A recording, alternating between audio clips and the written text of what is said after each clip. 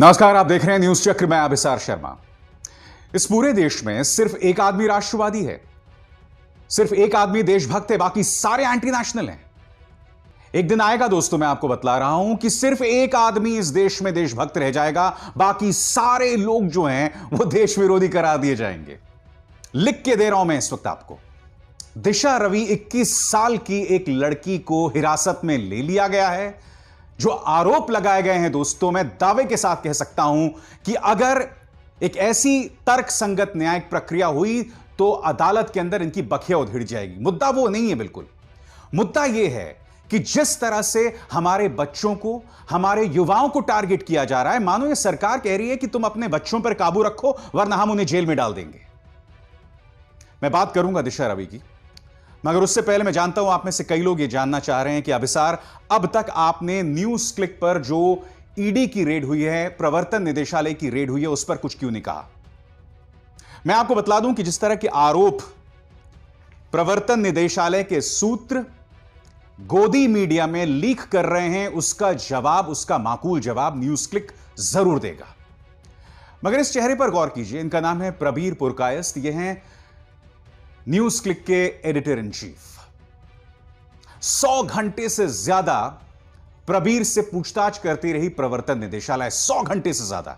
एक छोटा सा डिजिटल प्लेटफॉर्म, और जो जाती है, जो 2 या 3 जगह रेड मारती है, और उनमें वो लगातार 100 घंटे तक पूछताछ करती रहती है। मैं आपको बतलाना चाहता हूं प्रबीर पुरकायस्थ हैं कौन। प्रबीर पुरकायस्थ वो शख्स हैं दोस्तों, जब देश में आपातकाल लगाया गया था 1975 में, तो ये जेल में थे। जेल में रहकर इन्होंने अपनी पढ़ाई पूरी की।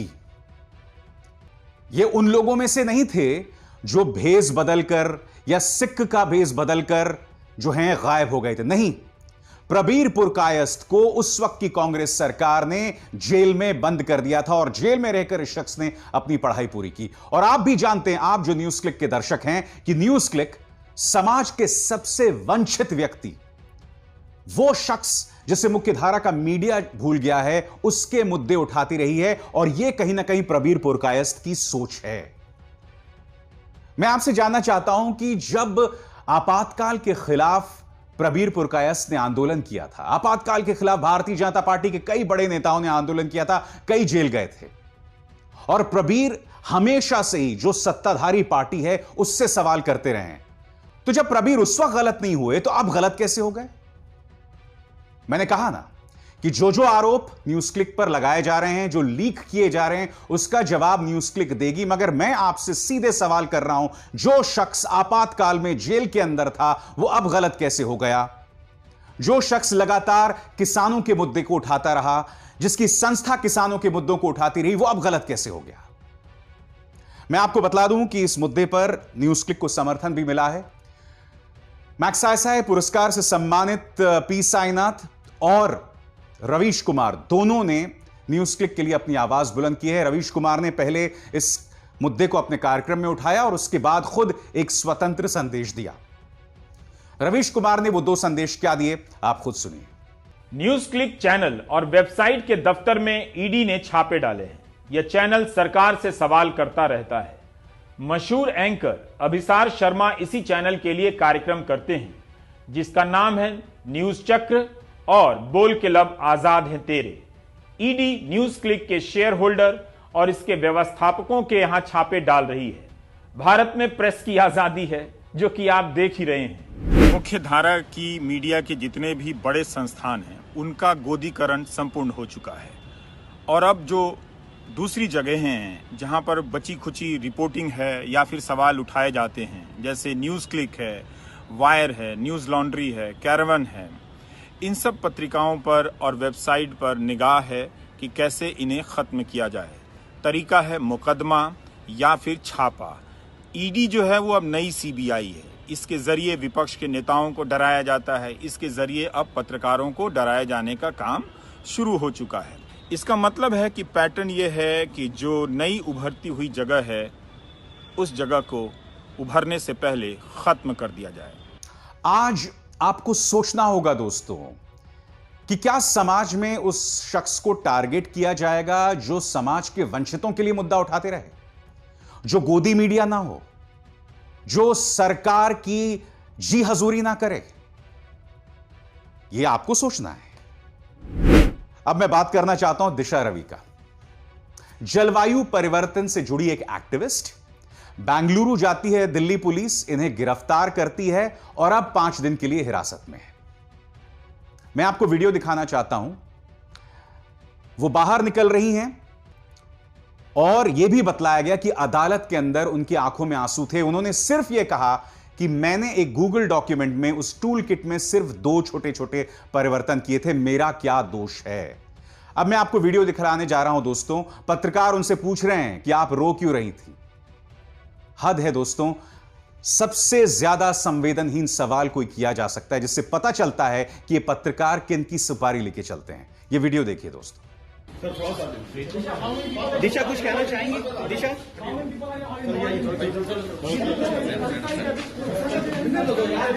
अरे बिजल बना दो, बिजल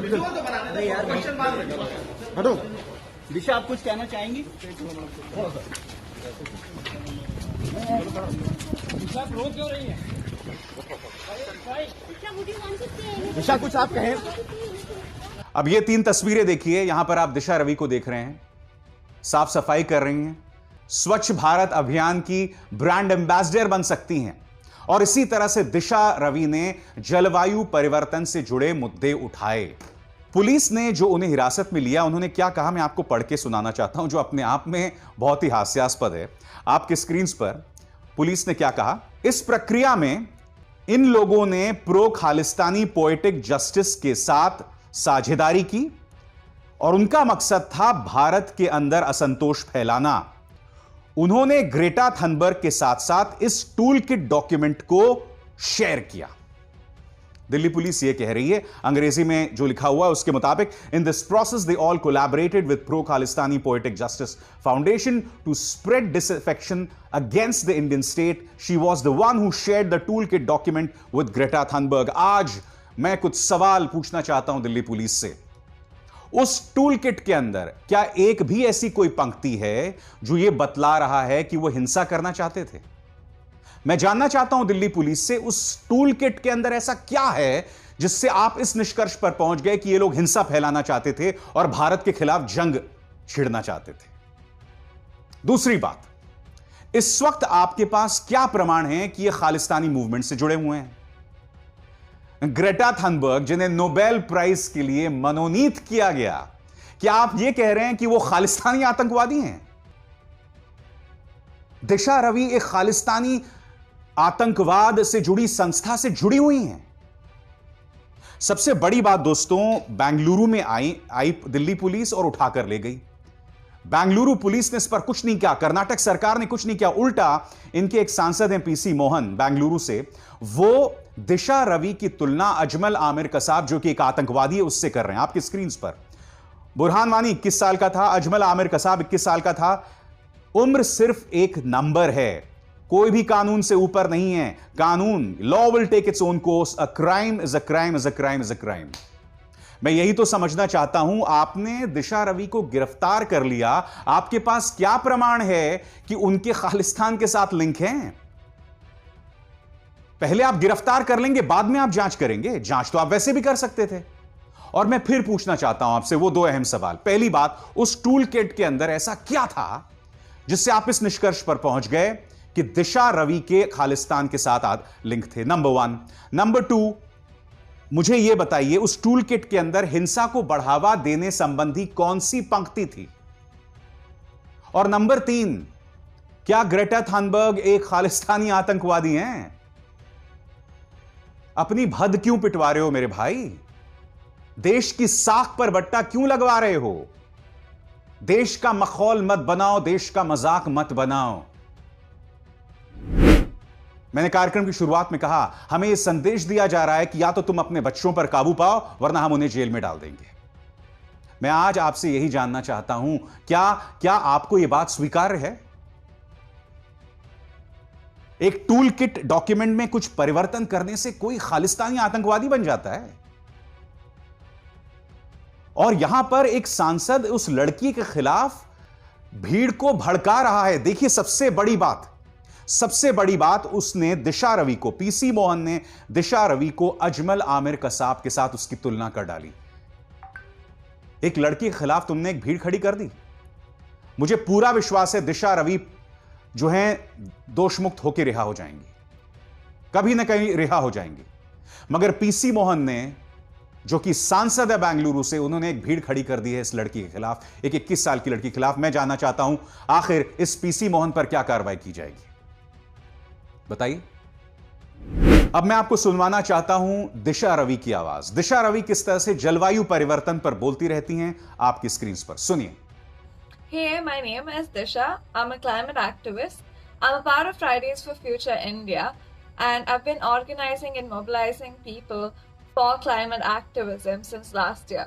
Tomorrow, I will be going live with Reap Benefit to talk about how you can get involved and how you can work for a better planet. यह मुद्दा भी बड़ा राजनीतिक मुद्दा बन गया है। प्रियंका गांधी ने इस पर ट्वीट किया है। क्या कह रही हैं प्रियंका गांधी, आपके स्क्रीन पर। डरते हैं बंदूक वाले एक निहत्ती लड़की से, फैले हैं हिम्मत के उजाले एक निहत्ती लड़की से। मुझे खुशी है इस बात की कि इस मुद्दे को कांग्रेस उठा रही है, क्योंकि विपक्ष का यही काम है, किसी तरह का कोई अत्याचार, किसी तरह की कोई नाइंसाफी हो तो इस मुद्दे को उठाया जाए। मगर आज आपको खुद से सवाल करना है कि देश की इज्जत दिशा रवि, प्रबीर पुरकायस जैसे लोग जो हैं वो उनकी इज्जत को तार तार कर रहे हैं, या देश की इज्जत दिल्ली पुलिस कर रही है। मैं आपसे पूछना चाहता हूं कि क्या सिर्फ एक आदमी सही है? दिशा रवि भी गलत, ग्रेटा थनबर्ग भी गलत, रियाना भी गलत, अमेरिकी कांग्रेसमैन भी गलत, ब्रिटिश सांसद भी गलत। हम क्या संदेश दे रहे हैं कि पूरी दुनिया हमारे खिलाफ हो गई है? और मैं फिर दोहरा दूं, दुनिया को अब भी भारतीय लोकतंत्र पर भरोसा है, मगर इस लोकतंत्र को बहुत ही सुनियोजित ढंग से कुचला जा रहा है, लोगों में डर पैदा किया जा रहा है। आज आपको खुद को यह सवाल पूछना पड़ेगा। मैं आपको एक और तस्वीर दिखाता हूं। मेरे सहयोगी काशिफ ककवी ने यह ट्वीट किया है और इसके अंदर मैं आपको बतलाना चाहता हूं दोस्तों हुआ क्या। देश की इज्जत के साथ किस तरह से खिलवाड़ किया जा रहा है ना। मैं आपको मध्य प्रदेश की एक तस्वीर दिखाना चाहता हूं। 3 वीडियो एक के बाद एक दिखाऊंगा दोस्तों।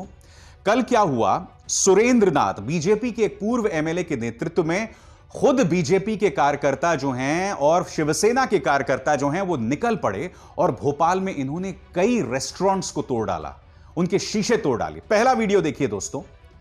आज इस वीडियो में आप देख सकते हैं किस तरह से तोड़फोड़ की जा रही है। काशिफ ककवी मेरे सहयोगी जो है न्यूज क्लिक में, उन्होंने यह वीडियो मुहैया कराया है और आप इस वीडियो में देख सकते हैं किस तरह से तोड़फोड़ की जा रही है। इसकी कुछ झलकियां देखिए। अब इस वीडियो में देखिए दोस्तों, एक कपल जो है वो लंच कर रहा है और किस तरह से एक आदमी आता है जो कि शिवसेना से जुड़ा हुआ है और जो है वहां पे तोड़फोड़ शुरू कर देता है। देखिए।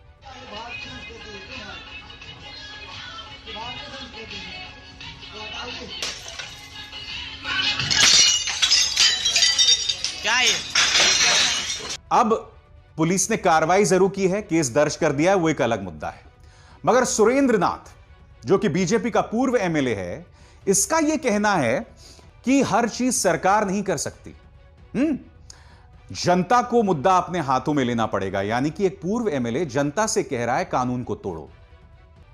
दूसरी बात यह कहता है, उसने कहा कि इस हुक्का बार के अंदर ड्रग्स का कारोबार होता है और फिर आदत से मजबूर उसने लव जिहाद को भी जोड़ दिया। तो मैं ये जानना चाहता हूं इस सुरेंद्र नाथ से कि भैया मुझे एक बात बताओ कि अगर ड्रग्स का कारोबार हो रहा है तो उस पर अंकुश किसको लगाना चाहिए? सरकार को लगाना चाहिए या आपको लगाना चाहिए? देश की जनता अगर इसी तरह से कानून हाथ में लेती रहेगी तो लोग आपके घर में घुसकर आपको लिंच कर देंगे। यही होने वाला है आने वाले दिनों में और हो भी रहा है। दिशा रवि के साथ जो हुआ वो तो चलो पुलिस ने किया, मगर सुरेंद्र नाथ जैसे लोग और पीसी मोहन जैसे लोग जो कि एक मौजूदा सांसद हैं, जो जनता के खिलाफ, हमारे युवाओं के खिलाफ, हमारे बच्चों के खिलाफ लोगों को भड़का रहे हैं, वो कहीं ना कहीं एक गलत मिसाल पेश कर रहे हैं। क्या क्या सुरेंद्र नाथ ने, आप खुद सुनिए। काम सरकार भी नहीं करा पाती, ये काम जनता का है, जनता इस काम को करे। और इन हुक्का लाउंजों में आजकल हो क्या रहा है, छोटे छोटे बच्चे, स्कूल के बच्चे, कॉलेज के बच्चे, ये सब जाके वहां पर हुक्का तो नाम है, वहां पे उनको नशे का आदी बनाया जा रहा है। हीरोइन, चरस, इसमें गांजा, इस टाइप की चीजें वहां पे दी जा रही है और उन बच्चों को जो है ब्लैकमेल भी किया जा रहा है। भाई नशे का आदी बना के फिर उनको जो है गलत काम में भी लगाया जा सकता है। वहां लब जिहाद और नशा, ये सब चीजें जो है वहां हो रही है। तो देखा आपने, जनता कानून अपने हाथ में ले, जनता जो है, जो काम सरकार का है, अगर आपको लगता है ड्रग्स का कारोबार चल रहा है तो सरकार एक्शन लेना। सरकार तो नहीं ले रही, तो फिर आपको किसने हक दिया इस तरह से जाके लोगों को परेशान करना और मारपीट करना। आज दोस्तों, हर चीज जिसके जरिए आप इस सरकार पर सवाल उठाएं, वो चीज जो है वो एंटी नेशनल के कैटेगरी में आने लग गई है, उसकी फहरिस्त में आने लग गई है। मसलन आपके सामने बड़ी खबर, क्या आप जानते हैं कि एलपीजी गैस सिलेंडर जो है, प्रति सिलेंडर उसका दाम 50 रुपए बढ़ गया है। मैं आपसे पूछना चाहता हूं कि क्या इस मुद्दे पर भी आवाज बुलंद करना देशद्रोह है? क्योंकि जब कांग्रेस के जमाने में ऐसा होता था तो बीजेपी तो बहुत जम के उठाती थी। खुद गुजरात के पूर्व मुख्यमंत्री, मौजूदा प्रधानमंत्री ने क्या कहा, आप खुद सुनिए।